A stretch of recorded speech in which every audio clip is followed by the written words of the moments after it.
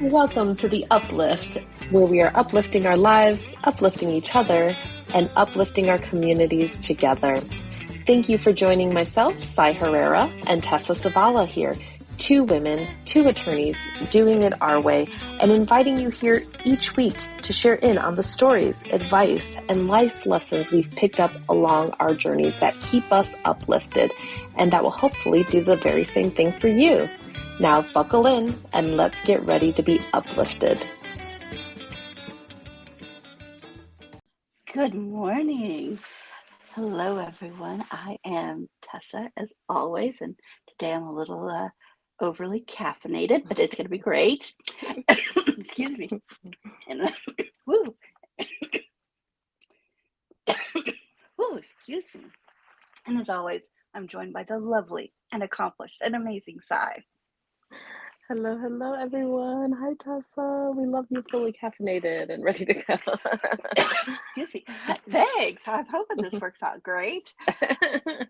So this week I have been thinking about criticism and how do we help people uplift from it, because we all get it. Excuse me. It's sometimes it's really well delivered and it's optimistic and it's full of potential, and sometimes it just sucks, right? Like it is a place of reaction and a place of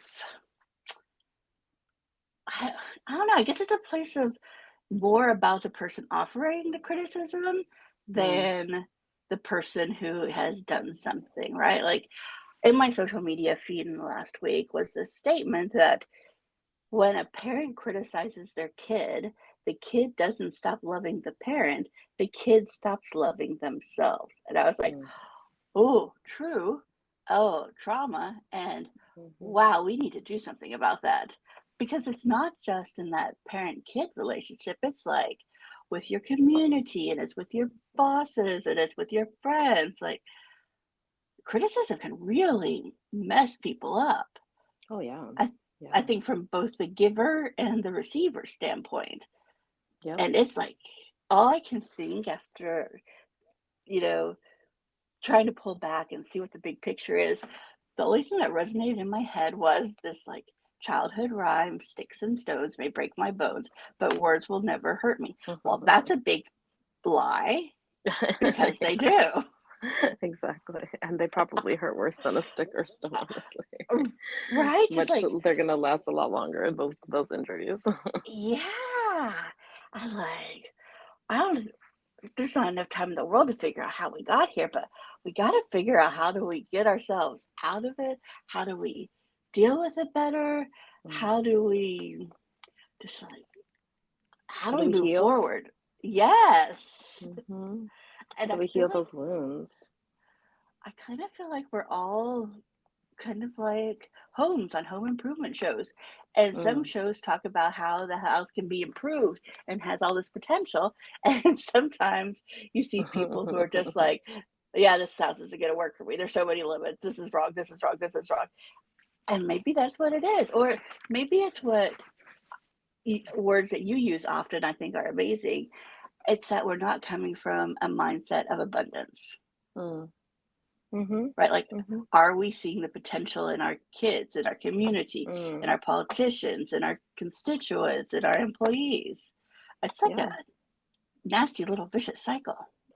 Well, yeah, and when people do criticize it, it could often be they're just coming from that place of scarcity. They're passing on a limited mindset, right? And they're really usually afraid, I mean, frankly. And it makes sense to me, because it's like if somebody's coming from a place where they have not, found liberation, enlightenment, freedom, expansive, mindset, then I mean, the only advice they can give you is what they know, what their experience is, and what their mindset is. I mean, as you were speaking and talking about people criticizing, it made me think about how whenever somebody gives advice, anybody, including us, they are, all of us are basically saying what we would do. This is what we would do. This is what we think of that. Mm. This is how we would handle that situation, right? Because where else would you be able to operate from except from your own perspective and your own vantage point in your life experience? So that's like all their trauma. Like, Mhm. here you go. Let me just put it all out there and put it on you too. Fantastic. Yeah, and it's strange. It's such an interesting topic because, the sad thing is that people actually are trying to help, I think, Right. Like usually. I like to think so too. Well, and there's 2 things I wanna recognize too, like, when people are criticizing other people, I think there are definitely 2 different things at least, if not more. And one type of criticism is really, like, coming from a place of, I guess, advice or, like, somebody who actually, is concerned for you and wants the best for you and is actually trying to give you their best advice. And then there's another type of criticism, which is literally just a tool of abuse, right? It's a Yeah. thing that people use in order to control and have power over other people. And that kind of criticism is extremely malicious. And the sad thing is that both of them are very harmful, or they can be very harmful. But the latter, is intended to be harmful. That's the whole purpose. And I think that we would be served by knowing, and being able to identify the difference as much as possible and as quick as possible. Yeah, and I was just thinking, I know I've received criticism that even if it came from the best of places, the Mhm. word choices were either Mm. generationally way off base Mhm. or not great. And so they're That's great. So problematic. yes. And so their good efforts get like Mhm. smited because of Yeah. bad word choices, right? Oh, Like yeah. I'm just thinking of, I have a tendency to say to people who I've worked with, well, when you have a chance, let's talk about it. Or Mhm. I need to talk to you. And apparently, I didn't get that memo that that means bad stuff was going to happen when you say, Mm. I need to talk to you. Mhm, mhm, mhm. I But a mean, I lot of know that I people know got that that people memo. say that in relationships. I've seen it in sitcoms where they're like, "Uh-oh, I need to talk. Yeah. We need to talk." I know that one from relationships. Yeah. And I'm just like, But how else are sometimes, you okay, so let's workshop this. What else are you supposed to yeah, say? Because 'Cause I'm with right. you. I'm like, that's bad? Okay, what else do we say?" And I'm like, if you've been around me, I'm a very literal person. So if Yeah. I say we need to talk, it means we need to talk. Well, But one it's thing that I've also, tried to do is include people in things instead of saying like this is happening. I guess I've just tried to like I've been trying to come from a place of like consent based everything. So I'll say like, oh, should we put that on the calendar to have a meeting about it or something like that. Like so I ask oh, them I and love that consent hmm based. Yeah. yeah, yeah. And I Because guess otherwise it's maybe, hard being a boss where people think you're bossing them around all the time. Anyways. right, when it should be more about guiding them to find Right. their potential, whatever Yeah. that might be. Like, I was listening to somebody who has a retail shop and was complaining to me about an employee who is not great with time management, so doesn't Mm. show up timely. And I'm not talking like 15 minutes late. Like this person tends to, they tell me, tends to be like hour, 2 hours late. And I'm like, Oh no. and they want to fire them. And I get that, they were hired for a job that was supposed to be there on time. I'm like, Mhm. but is it that this person is actually just a creative mind and maybe Mm.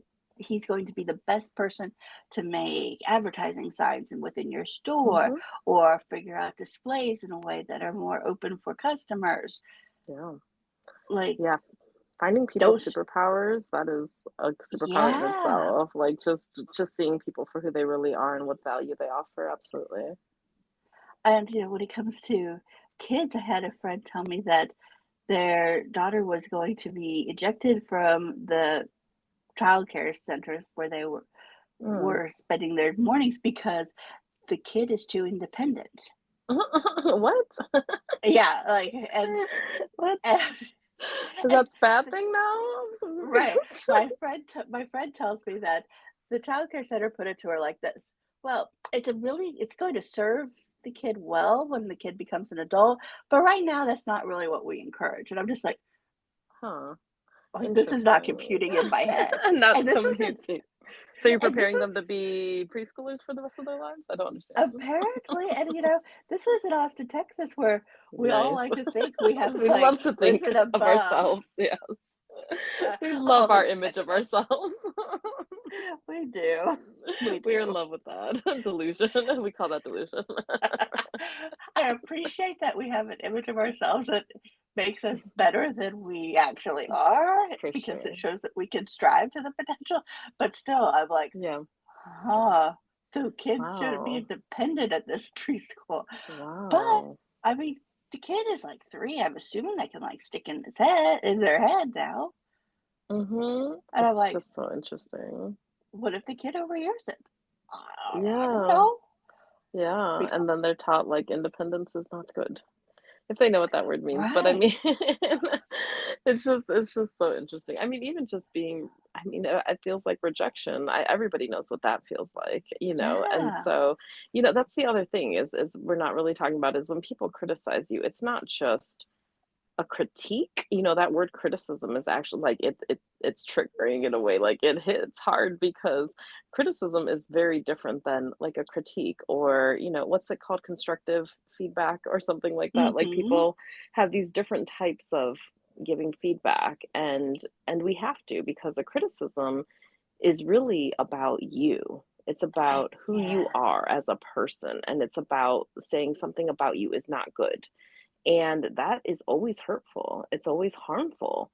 And I Mhm. think that actually, I don't know that we need I don't know that we need literal criticism in our society because, there's so many other ways for us to talk to one another and help guide one another to the right place or help inspire one another to good places or better places or thriving places.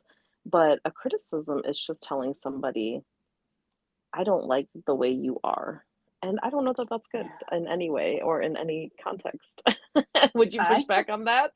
I completely agree, and it made me think Okay. about, remember, maybe like 5, 10 years ago when it was, like, really popular to have brutal honesty all the time. It's like, Brutal honesty. no, Yes. that's just an excuse to be mean and nasty. Yeah. Yeah. And to have zero like consideration for the other person's feelings, basically. And Yeah. because put your feelings entirely first. Put your like impetus and your complete like lack of control of wanting to just say whatever's on your mind without Yeah. considering the other person at all or the context or the situation or anything. I mean, just literally like, I want to say this because it feels good to me. Yeah, that is so problematic, and I am so thankful that it's, I think, declined in use because, Yeah. nah, I don't know if the truth is necessarily important all the People don't care time. about the truth. That's a bad progression. Yeah. I kind of think it's like law school where you learn that the truth doesn't actually exist. It's everybody's Exactly. perception of an event is that Exactly. exists. Yes, exactly. And then also you learn about whoever has the power makes the rules. But anyways, Which which I guess is kind of what we're talking about, right? Because it seems like most of the time mm, criticism mhm. or these kind of negative comments come from the person who is in power, Yes, that's a right? power Like whether dynamic, it's the parent absolutely. or the Mhm. community leaders or the bosses, or Mhm. even in a friend setting, there's always one who's kind of like the dominant personality, and that's Mm. a form of power too, I think. Well, that's so interesting. When you were saying that, it made me rethink what I just said in regards to criticism always being bad because it feels like it's always bad when it's somebody with power, just criticizing somebody with less power. But what about the Yep. other way around? What about when, society is Ooh. criticizing societal structures and, big ugly things that oppress people? I mean, is that still bad? That is so fascinating and something we need to dig into. I had this conversation about that topic earlier this week. Someone said to me, and this person is very conservative, I don't like when the message is white people are racist. I'm like, Mm. who's saying that? Mhm. And Mhm. I realized that they think that anytime there's a discussion about systemic racism, that Oh, means Lord. all white Yes. people are bad. I'm like, Yes. and It's I was just real. This is real happening right now. This is it real. is. And like I didn't and I flatly said after like listening to this for, more than a fair share of minutes, I understand this is how it is perceived by you, but I'm going to say as somebody who also like understands that this dialogue is occurring, I don't get it. Because Mhm. nobody is saying you Mm-mm. who does not appear to Mm-mm. be a racist are a Right. racist at heart. Yeah, it's really interesting because I mean, I've been involved with a lot of this, anti-racism work, and it's really fascinating. I mean, this is not So something that fascinating. anybody was doing, when I was growing up. I mean, it was just like people were just, I mean, really like starting to question their own racism, but that was it at that. Right. Um, and now it's like people have these like it's very fascinating like these very like structured ways of trying to dismantle racism and trying to you know develop anti-racism as a process and as a practice. And it's really fascinating because of, I mean, just thinking, well, first of all, I feel like maybe it's new, maybe it's not new, but for me it's new. And it's interesting to see, the choices that people have made to do it and the way that people react to those choices. And so, and I'm Yeah. not saying that they're the, at all like least effective or most effective or the right or wrong choices. I'm just in observance of it all and very fascinated by it all because for me, going into the existing, structures and processes that people are employing for anti-racism work, I I dig it. I mean, I've definitely like benefited from it and it has changed my mindset in a way where I'm like, okay, I just think about things a little bit differently and it helps me be a stronger, advocate in this space and more effective, frankly, right? And I just find, Yeah. but I'm not a white person. So I just don't pretend that I can even relate to what it would feel like to be a white person in those spaces. But when I see white people squirm, it's just really interesting to me because when I hear these words, when I hear these, these leaded discussions or led discussions, they feel to me like they're inviting people to Right. join in this anti-racism work and all people, like not just people of color, like especially white people. I mean, the Yeah. language for me feels like, please come join us and like let's do this work together. And I just find it really fascinating that people, take offense to it. Truly, I truly, truly do. The other day, I was representing Contigo Wellness, a local nonprofit organization devout on decolonizing and bringing more access for mental health in communities of color here in Austin, Texas. And some of our, language on our stuff talks about decolonizing work and things like that. And when we talk about decolonizing, we're actually talking about decolonizing our minds, is my opinion of it all, because we as especially as people of indigenous heritage, um, we have suffered mentally because of colonization. And I cannot tell you, like I was like low-key terrified because I had no idea what was about to happen. I feel like I was in one of those like Karen videos. And this woman walked up to me and read this, like literally was just like, "What is this?" Like that kind of tone. And she was walking up to me with children in a stroller. So I like, I wasn't thinking anything of it. And she just like picked up a little card and was like, "What is this?" And I was like, "Oh, so this is who we are," like, just started explaining who we are, and she was like, "Decolonizing? How dare you?" And, like, she was like, "Do you know my family, this and that, we built this and we built that," and I was just like, "Okay, well, that's not really related." And before I could even say anything more, she just, like, threw the card at me and, like, stormed off, and I was like, "What just happened?" I don't really know. It was just so amazing to me because I'm like, I have never, like, I don't know, I've never, like, not it's not even a conversation. It's just offensive to people, and it blows my mind because I'm like, I think what's happening truly is that there's a fundamental understanding or misunderstanding rather. There's a fundamental misunderstanding Mhm. of where people are coming from. It has to be because I know that all of the people doing this kind of work are coming from a genuinely, incredible space of wanting all people to be treated well and decently and with dignity. And that's it. And so for me, I'm like, how can that ever be bad? But something has happened where I think my theory is that people who feel that way are being told things about these efforts and I think have not actually been involved in the efforts to know enough about them to know that they are actually coming from a good place. I think that somebody is demonizing all of this work, to the point where before people it's like prejudice again. Before Mhm. people even interact with it, they think that they're bad. They think that it is bad. They think that anyone trying to do it is bad and that they're doing something bad to them. That's my only guess because this is an incredible phenomenon that's happening in my mind. I'm just like, what is happening? I am A, sorry that you experienced that.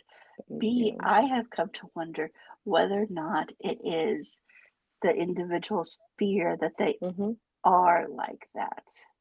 Oh, yeah, Like, and they don't wanna confront it for sure. It's right. an And uncomfortable conversation, yeah.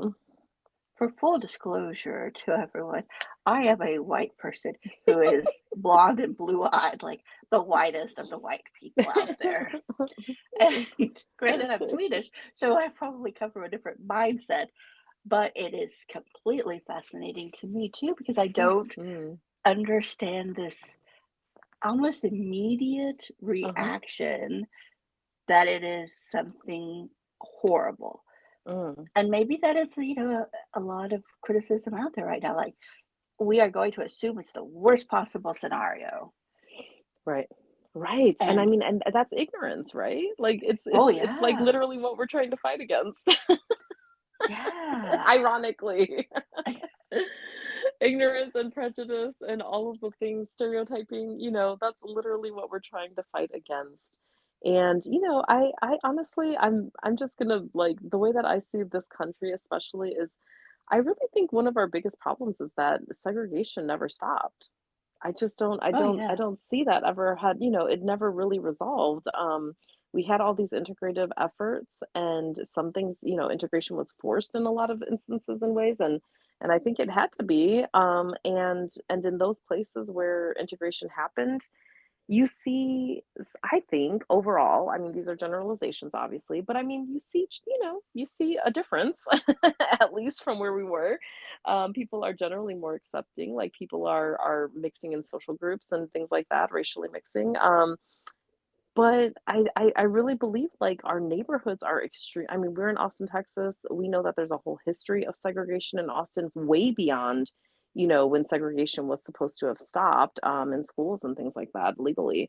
But I mean, we have a very, very strong history of segregation in Austin, and it's still happening. We still have people being separated out and pushed out in different spaces, and a concentration of one race in one place and other places, and so, and that's not unique, unfortunately. Like I've lived in different cities where everyone kind of actually has their story. It's really creepy, to be honest. It's really like it's very disturbing that everyone can point to this time in their history, basically, where oh yeah, this is where we had like an overt decision that basically kept us segregated and then it just compounds over time and this is how it was reinforced more recently. Like it's a different specific story in each city, but it's actually not that different. They're very similar. And so I hope that that's not the case in every city.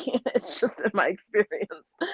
I know that it's not just one city. It's definitely multiple cities. And so my whole point is that it it has to be a place of ignorance because it's not real. It's not real. This is not what people actually are criticizing. They're not saying everyone is racist. They're saying that we have racist systems that we should dismantle together. That's let's do it together. And so how do we get past the fear that is put between us to actually, get to know each other? I feel like that is always the challenge actually when it comes to racism, when it comes to ignorance, when it comes to bigotry.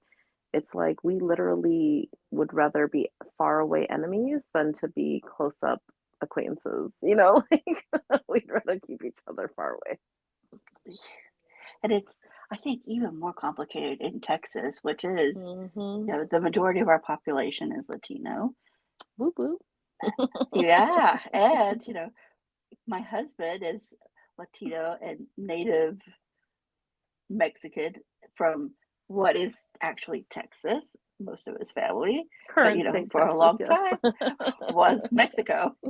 Yes. And it's so complicated in Texas when Yeah. the native and indigenous people who were here before it was a state are Mhm. no longer the people who hold as many positions of power or are Mm. community leaders or Or not even get, visible.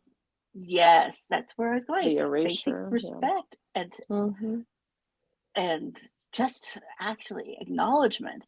And it is so bizarre to me.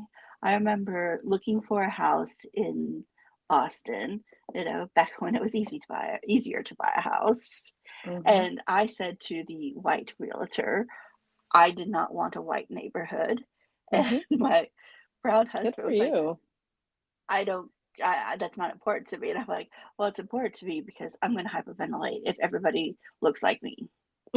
And so, 'cause my husband and I had driven through some, like, always more affordable in the suburbs. So I was like, okay, let's go explore it. Don't like the idea, but let's do it. I had a literal panic attack in the Mm. car when I saw the people walking around. I'm like, nope, nope, Mm. this is not going to happen. Yeah, I'm with you. Yeah, and now we are so happy in our minority-led neighborhood that is so diverse that it just makes me happy every single day. Yeah, And and how that's many and people could that's say that? I don't know. I mean, I feel like so many people would be happy if they knew it, and the people who are not doing that, I feel like it really seems like it's come from this place of fear the whole time. Like, even if you go Yeah, back and think about all the laws, I mean, it's always been based in fear, and it goes back, of course, to the hostile takeover, really. I mean, I don't know how else to say it, but it's like, we took over black bodies and brown bodies and land and then, as colonizers, we decided that, if people got freedom that we took away, that they would be very angry and that they would probably, be violence. And I mean, I think that fear kind of goes on, and I'm just naming it because I mean, I literally don't know where else the fear comes from because otherwise it feels irrational to me. It feels like we are in a place where we've shown that, violence is not what people are seeking. People are just seeking equality, equity. They're just seeking decency, dignity, the American a dream, a good better life, like, life. literally Yeah, just a good life. I mean, and that's what everybody wants, and so I feel like the fear for me is it seems just very irrational, but I think we have to recognize it and see the humanity in people who are feeling that fear and yeah, say, "What can we do to alleviate that fear?" And frankly, I will just say, "I don't know," because I'm looking at these anti-racist efforts and I'm saying I'm just observing. I'm not giving criticism to our point and discussion of criticism. I'm trying to offer what I see, and my observations are that people are highly offended and fearful and upset and turned off and disengaging um, with what we currently have. And I don't really think that it's at all the fault of the people doing the work. I think it's really the fault of the people who are framing the work in this negative light before they hmm even give people a chance to experience it for themselves, right? So that they don't even have to look at it. It reminds me of the show I watched the other day where there was a protest going on in front of a museum, and the museum was showing like a very interesting display of, like, all of these different figures, but it was like controversial because they were using religious figures and all kinds of stuff. And the person was, protesting, and the curator came up and was like, they asked the curator to vote against this or to petition against it, and they were like, why are you protesting this? And they're like, because it's vulgar and it's terrible and all of this good stuff. And they're like, well, have you seen it? Did you see the exhibit? And they were like, no, but I don't feel like I need to. And I know that this is a Oh, show, but it struck me so hard because I'm like, this is literally what's happening every day in our country. People don't feel like they need to experience things to have an opinion about them, a strong opinion about them. And for me, the first rule of criticism is if you are going to be a critic, you need to make sure that you earn the right to criticize somebody else. And really, it should be yeah. invited, like it should literally be somebody's requesting your feedback. It should never be unsolicited to begin with. But I mean, literally, like, I just don't think that we take that responsibility seriously enough. We're in an age where people right now, I think Instagram just started like a Twitter-like situation. Yeah. And it just made me think like I've been going back and forth, like, do I even want to begin on this? But the reason is because I really think things like that, social media outlets, specific ones, and lots of other spaces online, especially with the dehumanization factor of online presence and online interaction. Um, it really encourages people to have strong opinions, right? Strong opinions, controversial opinions, those are the ones that get eyeballs, right? Those are the ones that get clicks and likes and shares. Hmm. And there's no encouragement for it to be well-founded, well-researched, well thought out, well supported. It's literally just like a free for all of like who can be most outrageous in their thoughts and opinions with maybe no information, little to no information or experience. And that's what really terrifies me is that people at this point in time, they're being incentivized to be ignorant. That's what I believe. And it's just unfortunate. And not only that, I also feel for people because there's no way for any of us to take in all of the information about all of the things. There's no way. And so No, we're it's bombarded. impossible. It's impossible. And we're bombarded with all of these topics, all of these issues, and in my humble, and I'm humbling myself because I think everyone should have their own opinion for themselves.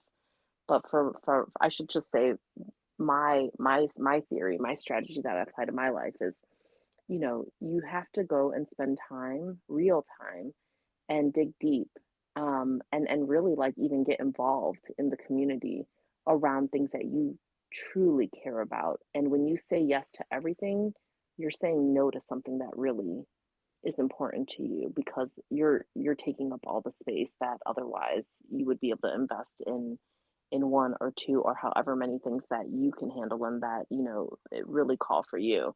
And so I generally would say, I just wish if I could wish any, if I could wish anything around this, I would just be that, people would actually get the chance to experience these things fully for themselves before they form an opinion of them. I would like them to be open to Hmm. experiencing it because, Well, yeah, because it wouldn't be thinking about meaningful. it, right? And I'm thinking about it. I'm like, are these people reacting the way they are? Whether it's the example of the protester in front of the museum who hasn't seen the art themselves but Hmm. wants to criticize it. It's as though they're from this like scarcity mindset that Yeah. it can it is limited and there are limitations and we cannot exceed these limitations. Or if Mhm. it's, the, whether we're talking about anti-racist policies and the person who's receiving that information thinks it means you're calling them a racist, or if it's about colonizing and then you're that person assumes that you're now criticizing their entire lineage, Mhm. apparently. Mhm. It's as though these, from what I'm thinking, it's kind of like they have created the story that they want in their world, but it Mm. is limited, right? Like there's a limited number of people who can sit at the table Yes. that is Yes. their story. Yes. Yes. Whereas I think the people who are doing the work for anti-racism or the artists in our world, or just the people who are open and coming from a place of abundance, don't see that table as limited, but see it as Right. constantly growing. Yes. And is it just a mindset? Is it the need to talk more in society and among our friends about kind of just coming from a place of abundance? Mm. Because I are think we that's a all big part limiting of it. ourselves? Yeah. It really feels like that is a big part of it, right? Because when you talk about scarcity, I hear fear. Like, Yeah. I think that they're so related. It seems like if if you like, for example, I mean, literally scarcity. If you think, for example, food is scarce and we have to eat to survive, you're going to be afraid that you might die. I mean, Hmm. that's literally like a scarcity mindset, right? And when you were talking, I was thinking, yes, people are offended because they think you might be calling them racist or you might be criticizing their lineage. But I think they're actually, I suspect that they're actually more afraid that you're gonna take away what they have. I really think that that's where the fear is coming from, that if things change and other people have, social capital, they have more power, they have, even you talked about a seat at the table. It's like, well, if they have a seat at the table, they're going to put the resources in their communities instead of mine. And the fact that we have separate communities is the problem to begin with. But anyways, anyways, and that's where I see the scarcity and the fear like rearing its head because it's this fundamental threat, right? It's this fear of a threat to your way of life, to your security. And to me, I completely can understand that. And that's another thing is like we have to be we have to challenge ourselves to be understanding and see each other's humanity, no matter which side of which thing we're on. Because if we don't understand the other people who are so resistant or are opposed to what we're trying to do, we can't even understand them. How in the hell are we going to work with them? Oh, you raise such a good point. And I totally agree that there's obviously a role that social media is playing in this. But Mm, here's a question that popped into my mind thinking about communities. Is it the way our elected officials and our politicians are talking nowadays? Because mm, there's a lot of, from both sides, criticism or mm-hmm. commentary, but very little. I see the potential. This is how we're going to fix it. And it Yes, reminds yes. me of the distinct difference that we saw in the Obama campaign, where it was about hope and optimism and how Mm, there is this potential for so much growth. yeah, But we're not seeing that anymore from our elected officials on either I side. It know. is I always say they what's won't even wrong, lie to but me not what's anymore. right. It's so sad. Yeah, isn't it? I'm I'm like, like, at least I used to feel something good. I had some hope. Like now right. I'm like, damn, we are just negative as hell. It is. I mean, that's what we do. Like that is the game now. We just like criticize people until we can get them out of office, basically. Yeah. And is Hmm. it the politicians or is it the media who's, Mm, putting it out there on full blast on repeat? I don't It's probably know. both, I think but it's both. I think that they play into each other though, too. It's like if the media wasn't doing that, politicians wouldn't care. And if politicians weren't doing it, the media wouldn't be hmm able to report on it. So it's like a vicious cycle. And if we weren't consuming that news, the news wouldn't put it out yep, there, frankly. I mean, we all have to take responsibility for this mess that is, in my absolutely. mind, like a reality TV show that we call politics now. And It is. And, it is not the world I want to live in.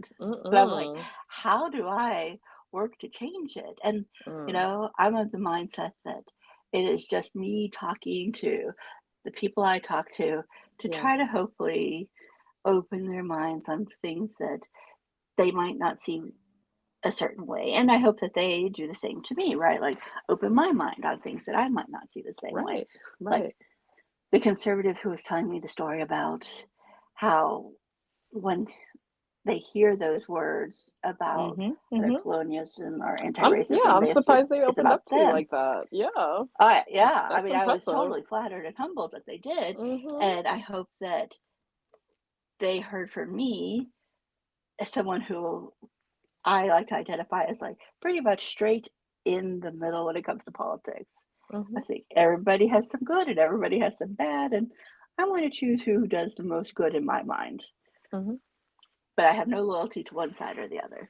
And so I think they knew I wasn't coming from a place of like this partisan rhetoric, but more as a human being and saying, I don't think it's a personal attack on you. I don't think it is an attack on all white people. mhm, And again, I'm as white as it gets, and I still mhm. don't see it.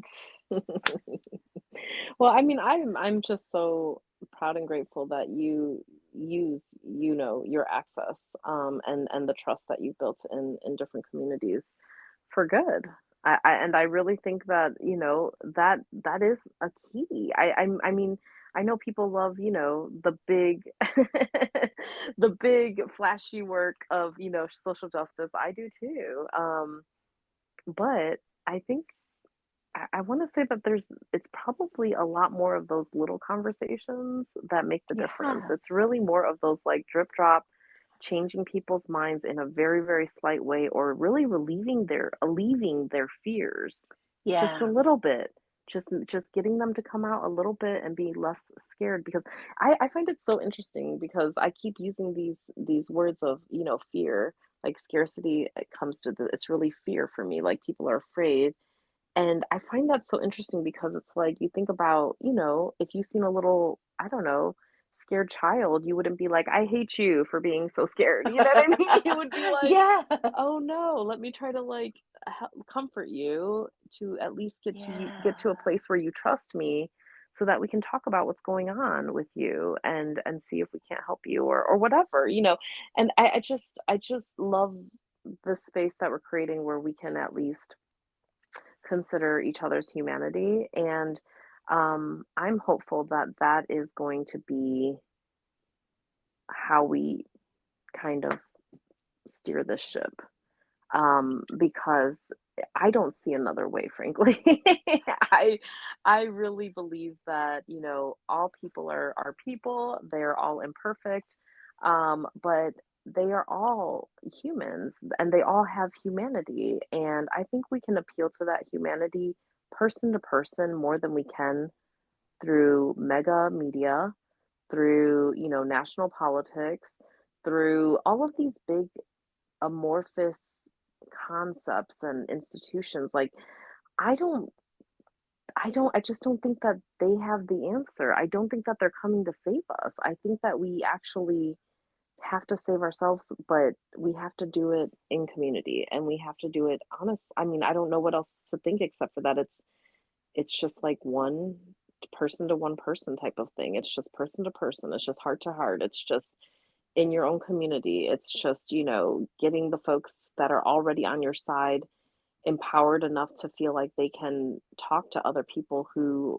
are on the fence or who are feeling fears or hesitations or concerns. Like, I think that's the only way. And we have to be really mindful that shame doesn't serve anyone. I don't believe that. I just do not believe it. Like, we have been using shame as this weapon, and it's hard for me to talk about this because, when people are doing it, I'm like, "Yeah, that person should be ashamed." That person shame on that person. Like, in my mind, I'm just like, "Of course these people are doing terrible things, like, we should hold them accountable," really, is Right. really where I'm coming from that, where I'm like, "Of course, I agree, like, these people should be held accountable 100%." And then there's another part of me where I'm like, "And what happened? Where did we go wrong? Like, how did we fail this person as a society? And how can we, like, bring back humanity in this situation and hopefully find help them find a way to a different path, because if we don't do that, I mean, we're just getting into throwaway society culture where we, as Mhm. a society, I have a problem with the fact that that's essentially what we're doing. That's why we have so many people in our prison systems. I mean, we just throw people away and we say, we don't like you. We don't want to see you. We don't want to deal with you. We don't know how to deal with you, I think is another issue there, right? We don't really know solutions. So I'm inspired by the fact that you have been able to really like have a real conversation with somebody that is experiencing that, because I didn't get the opportunity, and it's not easy. And I always say you have to be able to talk to somebody in a way that they can actually hear you, and sometimes it's harder to figure out than others. It is. And, I wonder if it's also, I strongly believe that everybody is inherently good. And I Mm. have been called naive and idealistic a lot. But I don't Same. want to change. I don't want to change because I want to see a world where humans are Yes, considered good yes, and have the power to do good, and we yes, are viewed for our potential, and we're not yes, viewed for our worst mistake or any of our absolutely. mistakes, because I don't think our Right. mistakes define us. It is how do we improve and move forward that Our learning defines moments. us. Yes, absolutely. Those are our hills to overcome. And I'm with you. And, it's just like this entire podcast and our entire theory of change. For me, if you can't visualize something better, you're not going to get it. And so we are not optimistic because we're naive. We are not, Nope. hopeful because it's the easy thing to do. We are hopeful because it's the hard thing to do. And it's the strategy that we're employing in order to get to that place we want to see. I know that the other way doesn't work. That's what I know. If I know anything, I know that, criticizing everything, speaking to our topic, and assuming everything is terrible and that it will only get worse tends to lead to that very self-fulfilling prophecy coming true. Like, that's what I have seen in my life, whether it be on an individual level, a family complex, or not family complex, but family dynamic, workplace situation, a societal situation. So to me, it means that it has to apply across the board. And so for me, it's a very intentional choice. I've change in my life. I was not always optimistic. I definitely was when I was young, because we're just, I think, born perfect.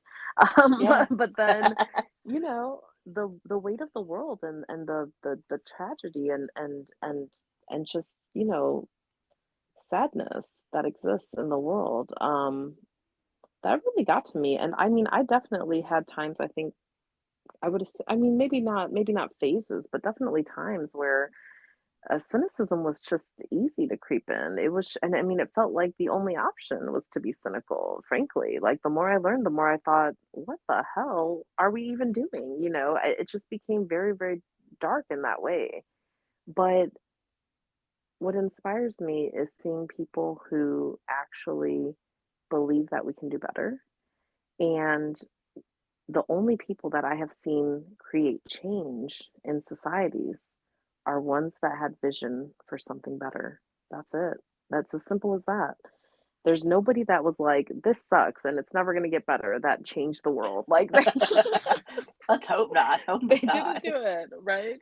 Well, maybe that's where we see the, like, terrible parts of history. I don't know.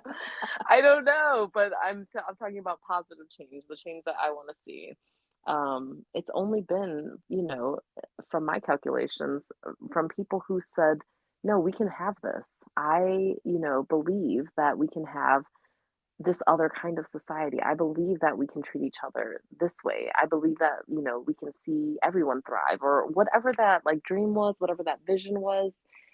They had to have that vision first, and they had to believe in it, like, truly believe in it so hard that they, like, dedicated their lives to it, that they were willing to sacrifice their lives sometimes in certain cases. And so for me, that's where I take my inspiration, and I make a very intentional choice to choose hope. And looking back, I don't know how I retained my optimism and hope for humanity. I don't even know if it's hope. My strong belief that humanity is Mhm. good Mhm. after working in politics for now almost 2 decades. Like, I don't know that those two things go together equally. When you, Mm. as you said, point out, it's so much easier to succumb to not being optimistic and choosing. I don't want to say reality because I think you can see good things in everything if you just have that mindset that there is a piece of good in there. But it's easier to opt for the criticism or the cynicism Mhm. because that's what's around you. And, we often reflect what's around us. But then I realized, what? It is, and I'm kind of punk at my heart. It is the greatest form of rebellion to be like optimistic and kind Mm. nowadays. Mm. And so That's valid. maybe that's my motivator. I Because don't we're know. rebels for sure. Yes. And then so to that point, I watched the video "Girls Might Have Fun." Girls Want to Have Fun by Cyndi Mhm. Lauper, which Mhm. I hadn't seen since I was probably like I don't know, high school, Mhm. junior high. I don't know. I certainly didn't see it when it came out. But now I'm looking at it from this new mindset of how all those things that has like impacted my world. And, as you pointed out, how as you enter adulthood and you go through adulthood, you're like, wow, it's a lot more messed up than I thought it was when I was a kid. But I'm going to be optimistic about it. But I looked at this, I was watching this video and I was watching all the people that Cyndi Lauper had around her dancing. I was like, this might be one of the most diverse videos I've ever seen. I And love now, it. and maybe it's because now the only thing I've seen are like Taylor Swift videos that come across like some screen in a store or Harry Mhm. Styles, and it's all very like polished and shiny. And I'm Mm. like, wow, these videos are really white. And Mhm. I will say this to my husband, who is not white, and he's like, you are way more observant about this stuff than I am. And I'm like, I know, and it's weird because I know that my mom did not see somebody who was not ethnically Swedish until she was in her 20s. Like, did Wow. not see a person, like in person, who was not ethnically Swedish. And she is one of the least racist people I know. She doesn't Hmm. always say things the right way because there's language barriers, but Mm. could you imagine going through Mm-mm. 20 plus years of your life and you had only seen and interacted with people who were ethnically the same, Wild. identical to you? Yeah, and I cannot imagine that. I have no idea what that would be like. I've Right? never even had a majority of the people in my life look like me. And so, I mean, I have hope for people because of her, because it probably Mm. would have been easier if she was in America and that had happened. I don't think she would view people who don't look like her in the hopeful and optimistic way that she does. Mm. Right? Like she was never taught in Sweden Hmm. that we should exclude people. Right. She remembers her memories as a child were how Swedes exalted people who were Mm. not Swedish. Mm. And how, like, they talked about indigenous communities back in the 50s in Sweden Mhm. to people when I don't think we've adopted the indigenous word until the last like 5 years. Have we? And I don't even know if we have. Maybe it's just people like you and me who like choose I the word mean indigenous. I I don't mean, they were know. teaching them in, well, I don't mean, like, with just even language, I just mean, like, you were talking about them teaching Oh, about, yeah. that history. I'm like, have we even Uh, begun to do that in this country? I haven't gotten the memo still. I mean I might be a little jaded in the fact that my closest friends on this planet are indigenous people. So Mhm, mhm. Yeah, it's maybe wild. I am grateful that I have this community of really strong friends who are now very active in their tribes. They weren't when they were, kids and teenagers and in their 20s, but now one of them, is a leader in their tribe and, is helping rebuild the tribe that was Wow. obviously dismantled and had been Wow. absorbed into the Cherokee and now is trying to find its footing, but now has to Mm. go back to Pennsylvania to retrieve their tribal artifacts that are like stored in Wow. Pennsylvania. But Wow. they're doing their best to keep their language alive and working hard Amazing. and Yeah. Well, speaking of which, I have some exciting news. I learned from my Yes. dad's recent visit with his biological father, who lives in Colorado, and who he really just found out is his biological father. He decided to go visit, and they talked about history. My dad loves, the ancestry thing, like just learning as much as we can, and asked him about our roots. And apparently, on that side of our family, his mother or grandmother, I want to say, um, was full Apache, which we had no idea that we had any lineage in that tribe. And so just knowing that I have a tie to a specific tribe that I can name is really it's really amazing. It's just interesting to Yeah. get to. I mean, it's such a big deal, and I think that I'm so happy for your friend, and I'm so just aware and sad for people who have been orphaned from their lineage and from their history, especially Black and Brown people in this country who that Oh, yeah. erasure was very intentional, right? It's not like this. We just lost track. It's not Yeah. that. No.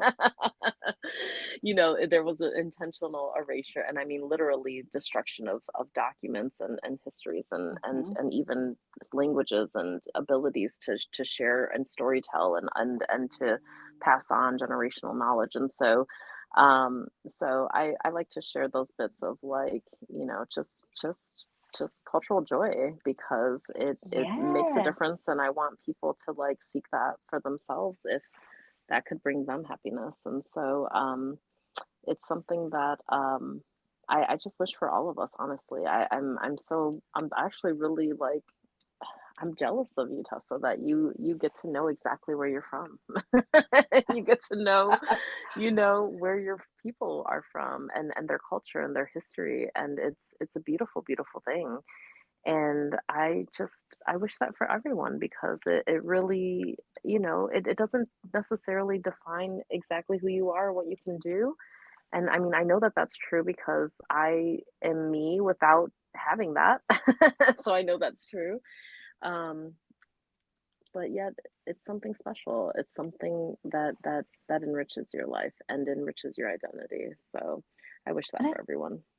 I do too, because I think the more you know yourself, and if for you that means understanding your roots, the more likely you're not to have the type of reactionary responses to Mm, what we've been talking about, right? Like, I think yes, when you are more grounded in who you are, I don't think you have yes, the negative reactions that that person is out to get you or out to tear you down. yeah. And I mean, it just fascinates me too because it's like we all have histories of lineage and heritage and culture, all of us, including white people. I feel like I have to say that because people assume, I guess, sometimes that white people don't have culture, which is so unfair. I actually think that the politics of whiteness have robbed a lot of white people in the same way that they robbed Yep. indigenous people and black people, and that not in the same way, but in a similar way, right? Where maybe your people, which is different. Maybe your lineage, that your, great grandparents came here and went through Ellis Island, for example, or what have you. You might know the country they came from, but Hmm. you've also maybe, experienced what we have experienced as people of color, where you are pressured and socialized in ways to assimilate to whiteness because whiteness is this other concept in America that says that, you have to give up all of that. You have to leave that behind. And I know that different cultures have different, privileges in that regard. Some people get to continue some of their traditions and still claim whiteness. Um, but for a lot of people, including some white people, I think that that's not true. I think I think that you had to give up a lot. You had to, you had to pass for just, this certain kind of white person. And so I feel for everyone that has, just been orphaned or been really pushed away from culture because it's so beautiful. I mean, culture is just I think one of the greatest joys in life. And so I love that, we're starting to see people reclaim it. And I hope that that continues and that it gets stronger and stronger. I do too, because I think it's a challenge in the United States because we are the melting pot to retain your culture. And I think you have Mhm. to fight for it, right? Mhm. And I think you have to fight to retain your traditions and your, I'm going to go say languages, and that could just be your regional dialect, right? Like, I'm Mhm. not trying to exclude anybody here, Mhm. but I think when you do what you reap from it is this like great sense of identity that I really think helps build a better country. Because Yeah, as we all know, diversity makes decision making better, it makes corporations more profitable. It is just all around good for communities. absolutely. And when we go to again like criticize people, I don't know, I feel like culture actually has a lot to do with that. Truly. It truly, truly does because we're talking about culture in terms of like ethnic culture, and heritage, but I mean, just literally like the way that people talk to one another is different in every culture, right? Like the way that Yep. you receive information from each other is different. The way that you approach each other is different. The way that you respect or show respect to different people with different roles in your culture, in your community is Hmm. different. And regardless of whether or not we still like, we might not live in our tribes or in the way that our ancestors used to live or whatever that looked like. We might not live in those ways, but I don't think that means that our um like our traditions, our cultures have not actually shown through. Like there are just things I think, for example, in, I don't know, Mexican culture, you know, you have a certain respect for elders or whatever, like whatever that Hmm. looks like in Mexican culture now, that came from somewhere. And it probably came from, maybe it's a mix of all of the mixed race and cultural influences that we have in us. But I mean, some of that goes back to our indigenous roots, right? And for those who have those Absolutely. lineages. And so it's just interesting to me. It's just fascinating to think about that in today's context because you have in you something that was passed on for generations, and you think about the world in a specific way, and partly, at least partly due to that. You can obviously be influenced by so many other things of your personal lived experience, but we have to recognize that all of that comes from somewhere. Like there's some influence coming from a long lineage of our ancestors. And so with that, it's really fascinating for me to think about how we all like relate to one another today. And criticizing one another is a really a really difficult thing to tackle, in a way that would be, productive with different people because everyone is different. Everyone's coming from a different mindset, everyone's coming from a different perspective, and everyone's coming from a different tradition. And so even the thought of like criticizing somebody without knowing that person or knowing how they, best receive criticism or how you could really serve them. I think that's the thing is like if you're criticizing somebody, are you doing it to serve you or to serve them? Exactly. And as you were talking, I was thinking we need to figure out a way to turn our criticism into appreciation, right? Because Yes. we should be appreciating that person for their culture and their upbringing and the impact that society has had upon them Hmm. Just for and who they understand, uniquely are. yes, and Yeah. maybe it doesn't fit into the same world that we created. It Hmm. doesn't mean it's wrong and it doesn't mean it's Hmm. bad. And find their potential and embrace it and help them become their best selves. Because I Yeah. keep thinking about this uh, like employment HR kind of thing that I read once, which was women who apply for jobs are viewed for their resume and what they have achieved. Men who Mm. apply for jobs are seen for their potential, Mm. which is, obviously problematic because then Sexist. men end up in the positions of power because they are seen as potential leaders and you don't Yeah. become a leader automatically, so you can't have it on your resume. Mm. And so women are is automatically discounted or have been, and it's not necessarily intentional and it's not Right. necessarily Malicious. conscious, but Yeah. And it's not necessarily malicious, but that's kind of what's been happening. We're Right. seeing some changes in that, and we're seeing some growth in that. But imagine if we just treated everybody for what their potential is, as opposed Mm. to what we see Yes. as their Yes. problematic And sides. when you're and so instead, like, again, for me, like, the definition of criticism is you're telling somebody there's something fundamentally wrong with you. And instead of Which is so criticism, weird. right, like, first of all, who are you? And anyways, Yeah. and also, if you are willing to open your mouth and tell somebody something that's bad about them, I think we just have to know that that's not going to be productive, period. Like, I don't see how that's helpful. You know what I mean? Like, it's not gonna be helpful to you. This person's not gonna change in the way that you want them to. They're probably just going to hate you. Um, and and hate themselves. Right. Like your quote earlier about parents, I'm like, yeah, they hate themselves, but when they're teenagers, they also hate you. So I think when you're older, you really just, you're just gonna resent that person, and so they're gonna resent you, and they're gonna hurt, and really you're hurting their self-esteem. And when somebody's self-esteem is hurt, they're not going to be their best versions of themselves, period, right? Like, we self-esteem is so key. And so in my mind, before we criticize, I think the best thing to do is for us to pause. And even if we see somebody doing something that we know is in our hearts and minds, this is not great, we Yep. we don't want them to go on this path or what have you. I mean, and you could think about the worst case scenario. Like, I've worked with folks who, are in terrible places in their lives, and the truth is that I've seen people criticize them, and I seen what happened. And so people being in really terrible places in their lives where, they're needing help, they really do genuinely need help.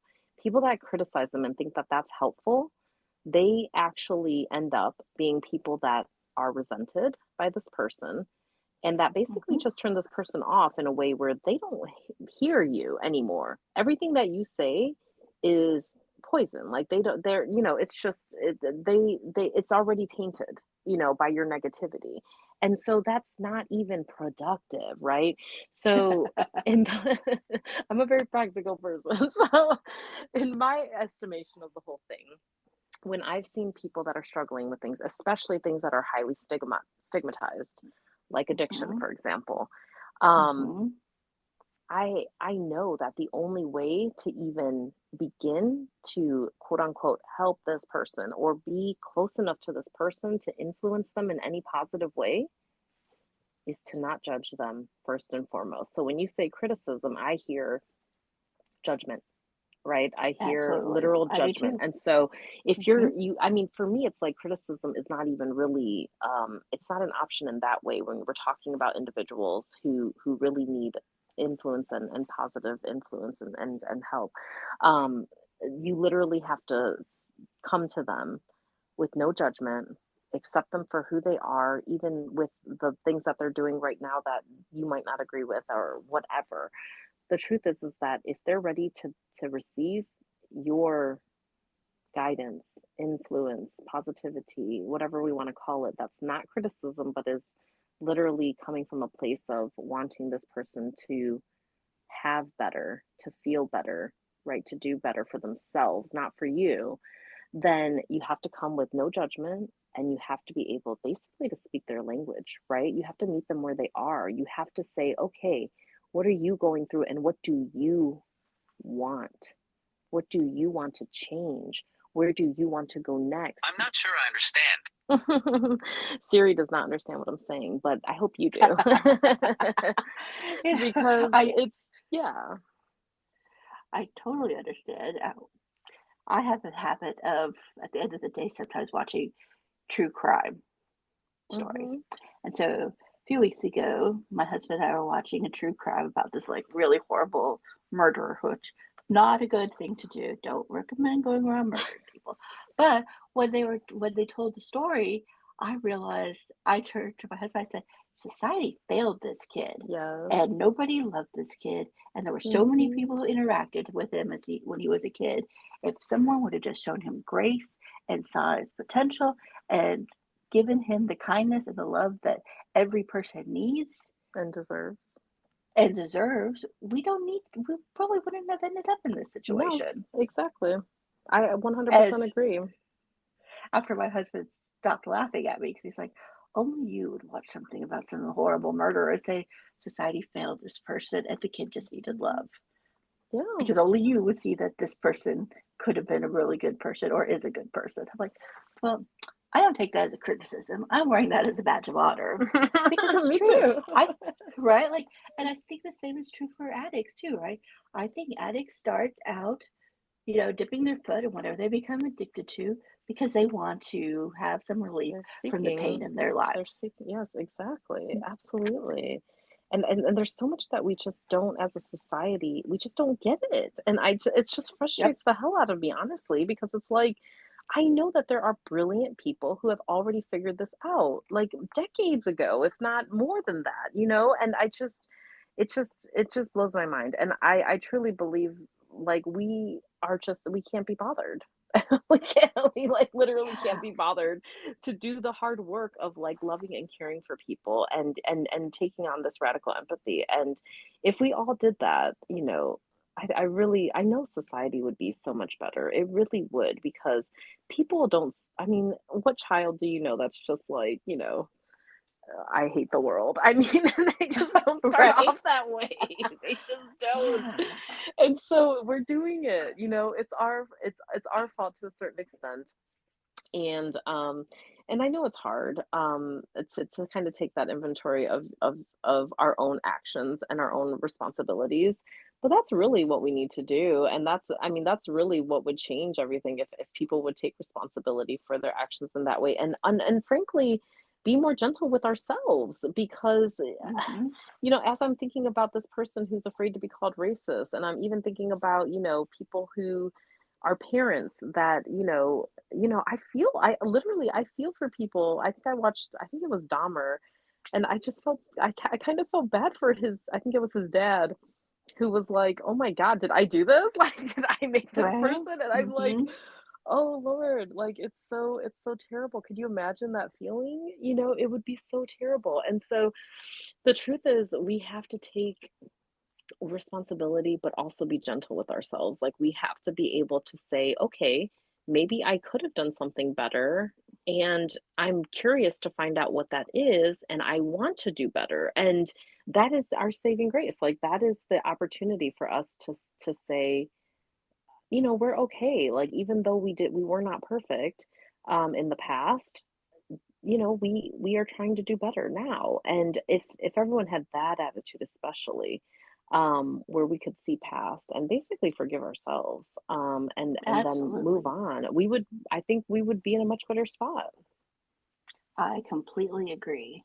And so maybe that first conversation is with ourselves, Mm, in addition to yes. like talking to the people around us, right? It's like I can safely say that I have not lived my life in a judgment free world, or Mm-hmm. I have not been judgment free of other people. Mm, It mm-hmm. happens. Yeah. I think the question is, how often do you verbalize that, right? Like Mm-hmm. Mm-hmm. maybe sometimes we need to have those conversations with ourselves as Mm. opposed to allowing it to come out of our mouths. Yes. Yes.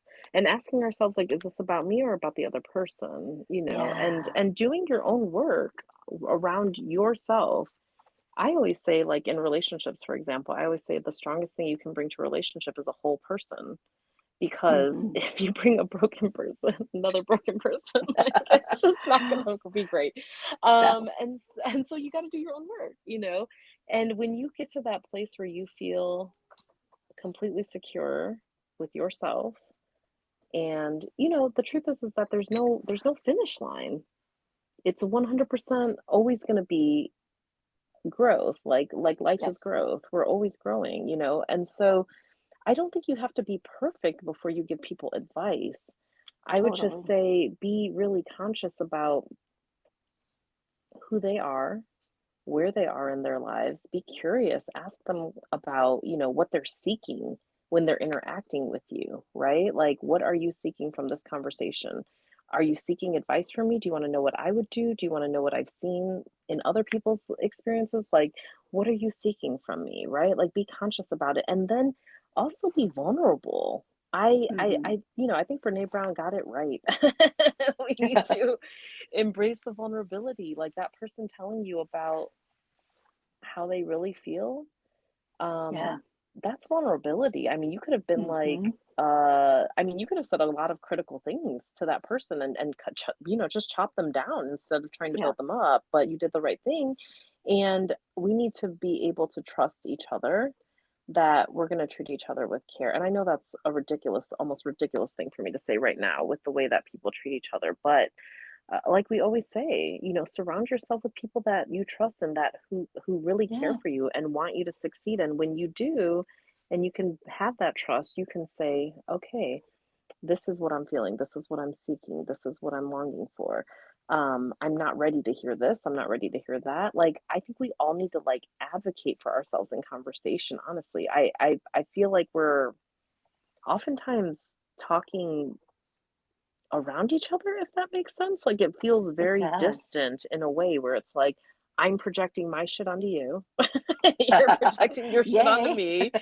And it's like we're working something out, but it's definitely not, an interaction between us. It's really almost like a fight between ourselves. It's really a strange phenomenon. But I think that there are a lot of tools that we can employ here. And one of them is when you feel the urge to criticize somebody and what they're doing, first of all, like practice radical empathy and challenge yourself to find the humanity in this person. And if it's somebody that you're having a direct conversation with, being curious, finding out more about what they're seeking, about what they're really going through, about what their past is and their lived experience and how they've come to have the perspective that they have, and then offering what you can from your life the lived experience if that's what they're seeking, and only offering what they're seeking, because at the end of the day, if someone's asking you for help and you're giving them what makes you feel good, that's not ideal. I, I challenge everybody to see the good in themselves, but also see the good in other people, right? Like, Mhm. even if you just start with adding one person and one interaction in a day where you see the good in that person. Like, say That's it's a the good person who exercise, yeah. cut you off at a parking lot to steal a parking space. Like, see the good. Think maybe that person has a sick child at You're home, bringing some real or challenges, Tessa. or I know, or a sick parent that they're dealing with, or they've had a really bad Mm. day. Just you know, if that person needs that parking space that bad, just let it be, and assume it's for a reason that's a good reason. I'm Because I gonna have don't to think challenge everybody. myself with the people I see on their cell phones and in Yeah, traffic. see, I'm I gonna always have to try to. make up a good story about this. What could that be? I do, and I make up the good stories where like, oh, this person just got a job promotion, or they just got a Yeah. new job, or the loan on their Something house really came serious through, is or happening. yeah. No, like I think I will have to think of a sad story in order for me to feel the empathy that I need to invoke this is a challenge for me, Tessa. But I believe that we can do it, right? Like Okay, I'm I'm I'm with all you. focused on this whole like we can change the world with our optimism and our empathy and our Mhm. willingness to surround ourselves with diverse good people. And Yeah. then the people that we're surrounded with will surround themselves with diverse good people. Mm. And it'll just keep growing. Like maybe it's not so much world domination as we're like starting this gang and we're just aggressively supporting everybody. And Yes. maybe that's it. It's like this radical choice to rebel and be aggressive in supporting people and lifting them up as opposed to being aggressive in tearing people down, which I feel is what's happening in society. I love our nerdy gang. Let's do it. Yay!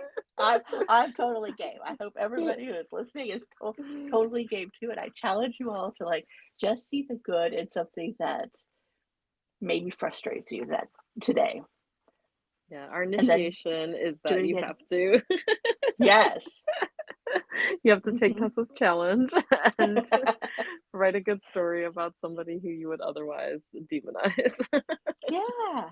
Right. Like if we all see the world a little better, do we see some fundamental change in society? I like to think that we will. I love it. I love it. The uplift gang. I can't. I love it. Can we have like gang colors and like jackets or something? Like kind of like this 1950s Grease look going on. The pink ladies, the original badasses. Yes. I love it. We have to have like yellows and oranges and uplifting Yes. colors. All the like rainbow and sunsets and sunrises, all those good things.